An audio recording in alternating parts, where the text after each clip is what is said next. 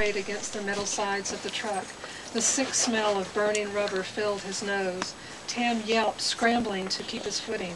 A crash, the sound of tearing, splitting metal, shattering glass. The truck careened through thick walls of rhododendron and laurel. The sound of the girls' and the woman's cries filled him with fear. Then the dog's world turned upside down. Trees somersaulted overhead. The ground became the sky. Up and up he sailed and tumbled through the air, down a steep embankment and away from all he knew. Silence and stillness. Something pulled the dog from the dark place. It was her voice calling him. She was frightened. He must go to her now. Tam stood, pain seared through his shoulder, his hip. His feet tangled in the old towel the girl had placed in the crate.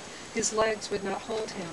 He whined, listened again for her voice. All he heard were small rustlings in the undergrowth and the snap of a twig. The sharp smell of water rose from below.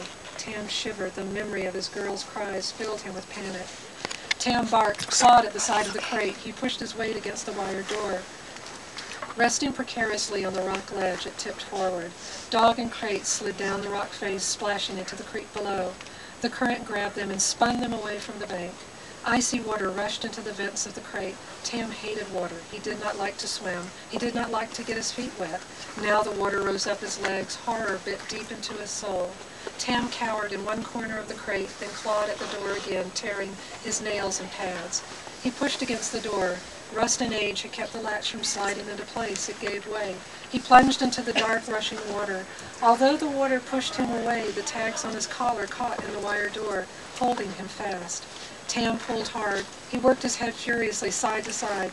Water rushed into his mouth and up his nose.